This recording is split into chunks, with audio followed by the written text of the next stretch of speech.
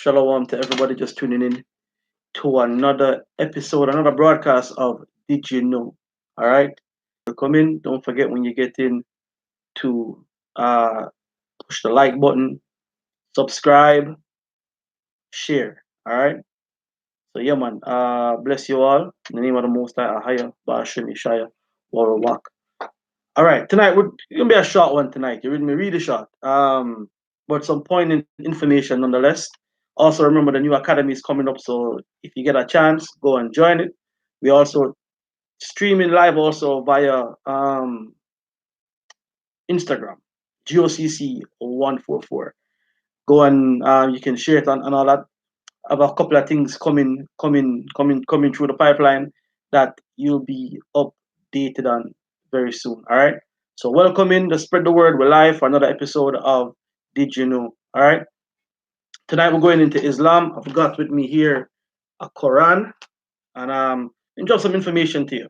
You know how whenever you deal with Muslims or whenever you if you ever encounter this, if you've been in the truth long enough, you probably have encountered people saying that Paul was a naysayer and Paul was a pagan that introduced paganism to Christianity. Basically, Muslims hate Paul.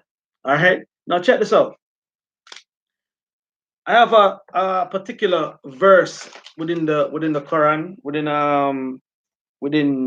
the the book Surah 36, which is called Yasin, and ayat 13 to 17. All right. And I'm gonna read it here, but then I'm also gonna give you some more information on it. All right. Like I said, this is gonna be very quick, very, very simple. And I'm in Surah 36, which is Yasin, and I'm gonna read ayat 13 on down. All right. You're probably like, yo, why is he going there? But you'll see. It says, coin from them a similitude, the people of the city, when those sent from Allah came to them. So basically, it's talking about messengers of Allah coming into the city. Yo, you're gonna be shocked when you find out what city this is. It says, when we sent to them two, and they denied them both, and we reinforced them with a third, and they said, we have been sent to you. 15 says, they said, you are only mortals like us.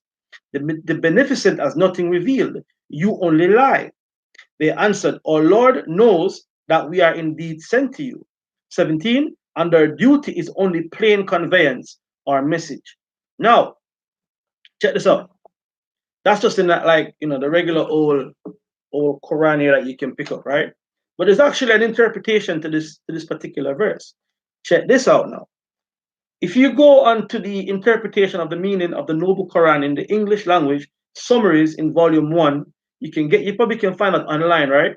There was a debate or a discussion going on here about who were the messengers that were sent and where.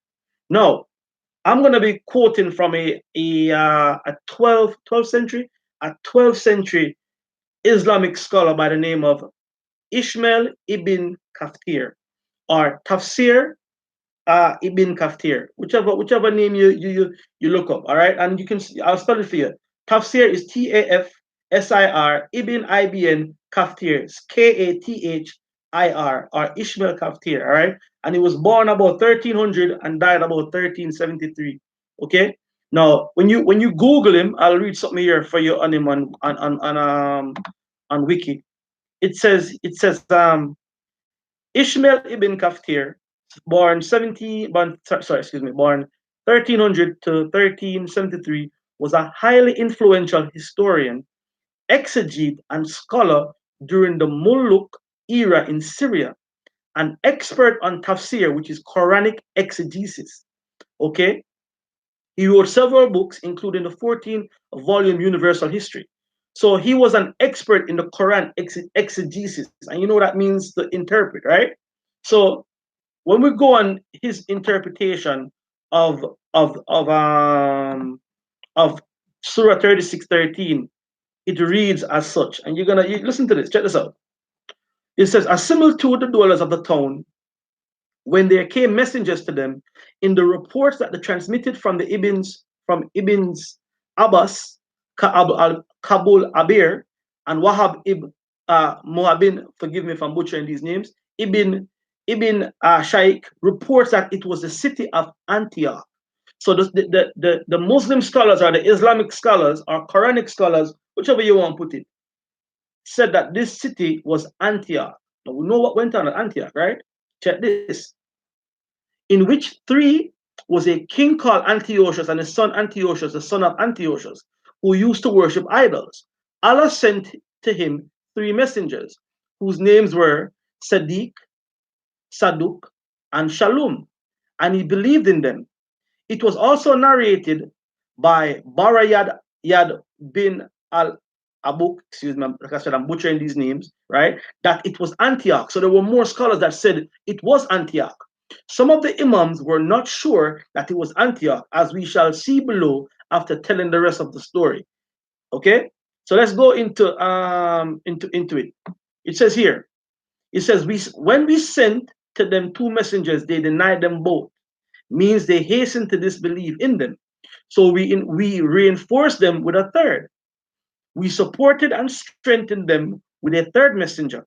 All right. So this is another Ibn Jurayj narrated from Wahab bin Suleiman from Abi al Jabi.